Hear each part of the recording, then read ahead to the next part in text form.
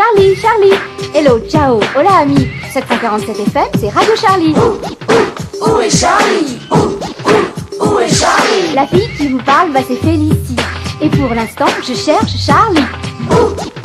Où est Charlie? Où est Charlie? Salut, c'est moi celui que vous cherchez. Je passe ma vie à me cacher, voyager, rigoler. Où est Charlie? Où est Charlie? Charlie, il s'est encore sauvé. Voyons Blanche-Barbe, on te retrouvera. Où est Charlie? Mais non, par là. Où est Charlie? Alors, avec tous mes potes, on a créé un magazine pour voyager et une radio pour se marrer. Où est Charlie? Où est Charlie? Bom dia, amigos. Aujourd'hui, c'est carnaval sur Radio Charlie et c'est Blanche-Barbe qui vous parle. Pour l'occasion, j'ai sorti la coiffe à plumes rouges et les paillettes de ma grand-mère et samba. Car Radio Charlie vous emmène au Brésil. Oh, allergique aux plumes, Waf? Ne t'inquiète pas. Après les moiteurs de l'Amazonie, nous partirons à la découverte des grandes plaines glacées de Mongolie. Nous dormirons dans des yourtes et nous boirons du lait de jument. Génial, non? Oh, mais qu'est-ce que tu es difficile. Tu préfères sans doute faire un petit voyage dans l'espace, partir à la conquête des étoiles, car là aussi nous irons. Ah, monsieur fait la fine bouche, hein? Eh bien, pour faire plaisir à monsieur, nous terminerons notre incroyable périple dans un pays où il fait bon vivre, la France. Et maintenant, place à la musique. Où est Charlie? Par ici, non? Par là? Où est Charlie? Il est là? Bonjour Charlie, comment vas-tu? Bien, et toi, Blanche-Barbe? Pas trop le trac? Moi? Jamais, non, je te rassure, tout va bien. Peux-tu rappeler la règle du jeu à nos amis pendant que je m'échauffe? Mais bien entendu, Charlie. Chers amis, écoutez les conseils de Blanche-Barbe. Pour réussir ce jeu, ouvrez grand les yeux, ouvrez vos grandes oreilles et surtout, ouvrez les voyages de Charlie numéro 12 à la page 10. Vous voilà armés de la tête aux pieds pour partir débusquer les personnages bizarres qui rôdent sur les rives de l'Amazone. Voyez la belle blonde qui vogue au moteur de sa pirogue. Deux passagers effarés sur un tapis enragé. Un boomerang, une valise, une grenouille surprise. Attention, danger, l'anaconda va se régaler. Vive l'Amazonie qui même me suive, part pas à la dérive. Les piranhas ne sont pas si gentils, part pas à la dérive. Tout près d'un trou, tu vois un bout d'un tatou. Eh oui, c'est fou. Deux filles sont perchées dans un nid, c'est fini pour aujourd'hui. Ah, cette musique j'adore. Et si tu veux toi aussi chanter avec Charlie, tu trouveras les paroles de la chanson sur la jaquette de la cassette. Et maintenant, histoire, ouvre les voyages de Charlie numéro 12 à la page 16. Les aventures de Charlie. Charlie dans l'Eldorado. Blanche-Barbe a invité Charlie et Waf dans son jardin extraordinaire. Des myriades de papillons voltigent autour d'eux. Blanche-Barbe tente d'en attraper un. J'ai découvert le langage des papillons. Seulement, je dois leur parler de très près. Et ces petites bêtes ne se laissent pas approcher facilement. Hop, ça y est, j'en tiens. Ah non, raté. Non, mais alors comment faire? Charlie a sa petite idée. Il faudrait savoir voler, comme eux. Blanche-Barbe saute de joie. Ah, bravo, Charlie! Je vais inventer une machine à voler. J'irai au bout du monde et à moi l'Eldorado. En attendant, c'est vous qui partez pour l'Eldorado. Et moi, pendant ce temps, je me fais pousser des ailes. Charlie est intrigué. Nous partons pour l'Eldorado? J'avais oublié de vous le dire. Mes amis d'Amérique du Sud sont dans un grand désarroi. La forêt amazonienne se dessèche, les oiseaux et les papillons s'enfuient. C'est tout l'équilibre naturel de la planète qui est en jeu. Charlie et Waf n'hésitent pas un instant. En route pour l'Amazonie. Charlie et Waf se retrouvent dans une pirogue. Waf fait le guide et Charlie pagaie. Tout semble tranquille. Waf a repéré quelque chose au loin. Charlie accoste à l'endroit indiqué. Y a quelqu'un?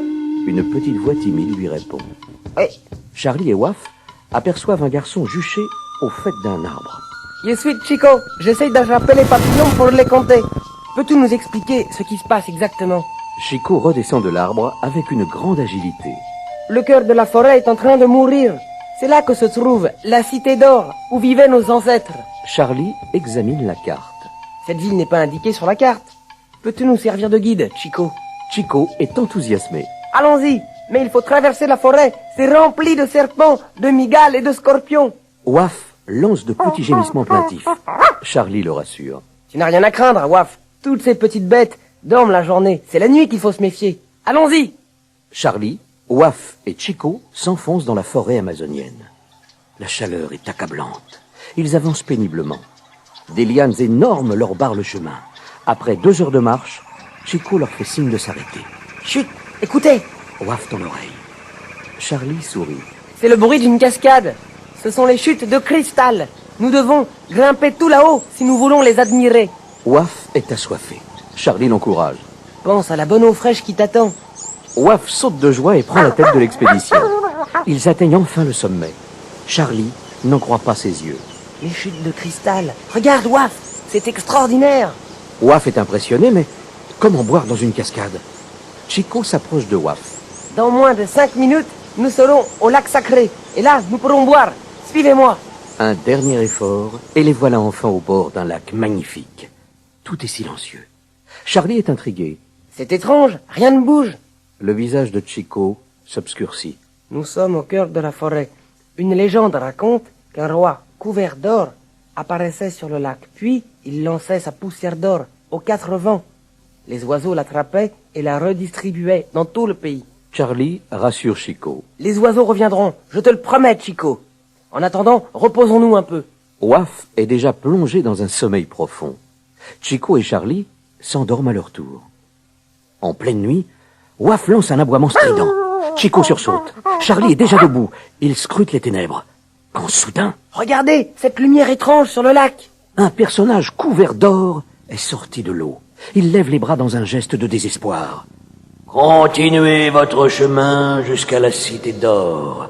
Suivez l'étoile du berger et vous trouverez l'homme mauvais. Puis il disparaît dans les profondeurs du lac. Charlie hoche la tête. Ne perdons pas un seul instant. Tous à la Cité d'Or. L'aube se lève à peine quand ils arrivent près des vestiges d'une cité en ruine entièrement recouverte d'or. L'Eldorado. Chico pleure de joie. Waf a senti quelque chose. Il gratte une pierre dorée. Charlie s'approche. Mais ce n'est pas de l'or. C'est une peinture dorée très toxique. Chico comprend tout. C'est pour ça que les oiseaux et les papillons ont disparu. Ils sont empoisonnés. Charlie décide de passer à l'offensive. Dispersons-nous. Vous deux, passez par derrière. Moi, je vais vers ce palais. Charlie s'avance prudemment. Il entend quelque chose. Il s'approche. Et là, tout s'explique. Poids, juché sur une échelle, repeint une colonne. Charlie l'interpelle. Descends de là immédiatement. Poids lance son pinceau sur Charlie et s'échappe en criant. Je suis le conquistador. Des milliers de touristes vont se ruer sur ma cité d'or. Je serai riche. À moi, l'Eldorado. J'ai tout prévu. Cette fois-ci, tu ne m'attraperas pas. Poids fulmine. Il disparaît dans le palais par une porte dérobée. Charlie bloque la porte juste à temps pour l'empêcher de se fermer. Waf le rejoint. Et les voilà qui s'engouffrent eux aussi dans le palais. Soudain, un homme couvert d'or surgit.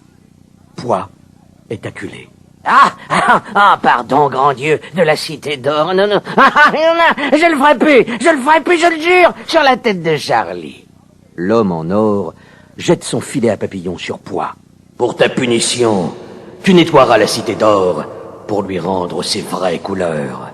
Poids, terrorisé, se met aussitôt au travail. L'homme en or disparaît. Charlie s'est bien amusé.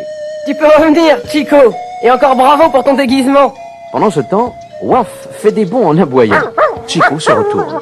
Regarde, les papillons reviennent. Waf, essaye de les attraper. Charlie sourit. Il faudrait que tu apprennes à voler, Waf. Chico éclate d'un rire qui résonne dans la forêt tout entière, au risque de réveiller le fantôme du lac sacré. Chut. Il a des quiz plein la barbe. Ce sont les quiz de Blanche Barbe. Quiz. Ah, je n'aime pas trop ce jingle qui parle de ma barbe.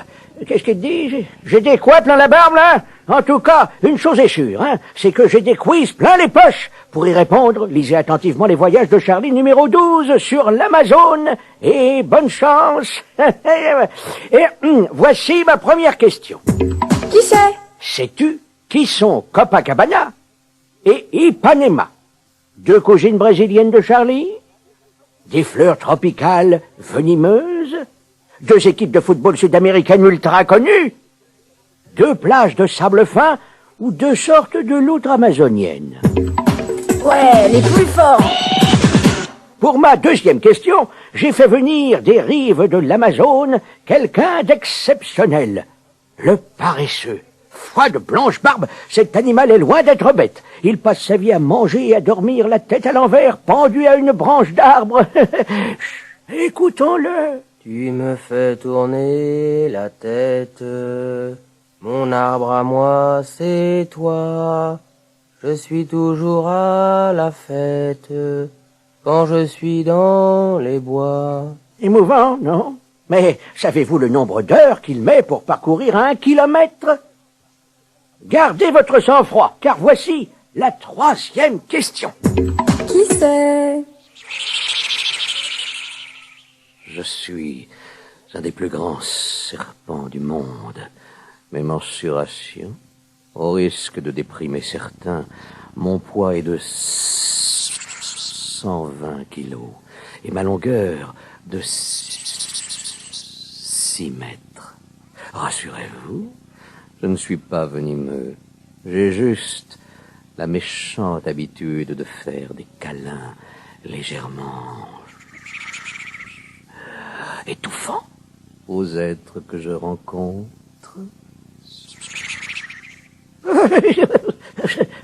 J'ai la chair de poule.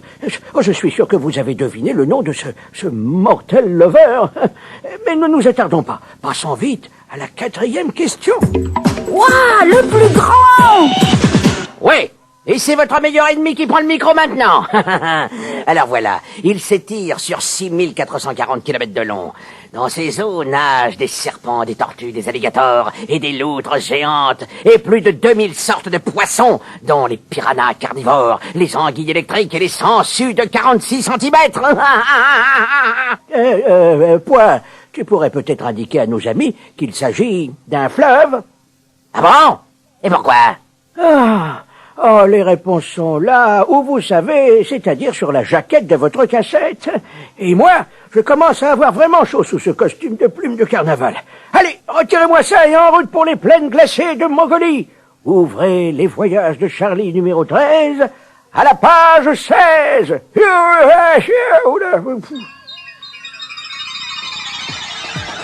Les aventures de Charlie.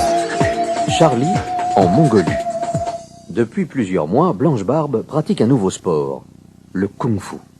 Aujourd'hui, il est enfin prêt pour une petite démonstration devant Charlie et Waf. Je vais tenter le triple salto arrière en poussant le cri du samouraï. Attention! Charlie rattrape Blanche-Barbe in extremis. Vous devriez essayer un sport moins dangereux. Tu as raison, Charlie. Hein. Je vais me mettre au karaté. Et vous, pendant ce temps, vous irez faire un petit tour en Mongolie. Une grande course de chevaux va opposer deux frères, Ting et Tong. Le vainqueur gagnera une très précieuse selle qui se transmet de génération en génération aux meilleurs cavaliers. Vous surveillerez cette compétition. J'ai dans l'idée qu'il va y avoir de la triche. Charlie lance sa canne magique en direction de l'est. Waf s'élance. Et les voilà déjà dans une plaine de Mongolie battue par les vents. Charlie enfonce son bonnet sur ses oreilles. Regarde là-bas, Waf.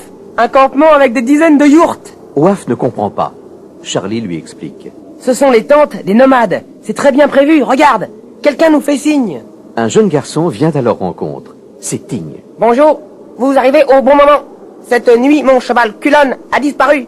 Sans lui, je n'ai aucune chance de gagner la course de demain. Charlie réfléchit un instant. Où est ton frère en ce moment? Le visage de Ting s'assombrit. Mon frère Tong se trouve dans la montagne. À 1 jour de chameau, il garde nos chevaux sauvages. Charlie se tourne vers Waf. Que dirais-tu d'une petite promenade à dos de chameau? Après de rapides préparatifs, la caravane se met en marche vers la montagne. Ting donne quelques explications à Charlie sur la manière de faire avancer son chameau. Tu dois faire 3 petits claquements avec la langue pour qu'il parte au trot. Charlie met ce conseil à exécution et c'est parti. Après une longue journée de voyage, la caravane s'arrête à un point d'eau.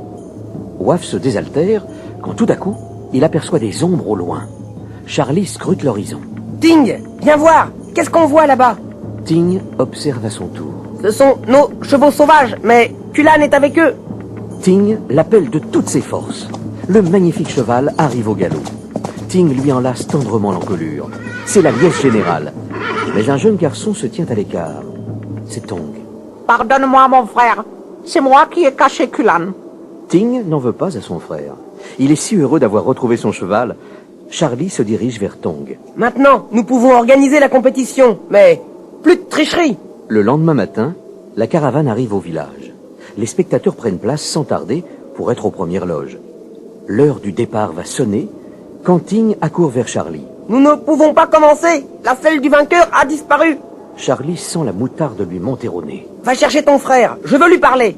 Peu de temps après, Ting réapparaît avec Tong. Charlie décide de sévir. Je vais annuler la compétition. Rends la selle. Tong ne comprend pas ce qui se passe. Je n'ai rien fait, je le jure. Charlie est perplexe. Mais qui a bien pu la dérober?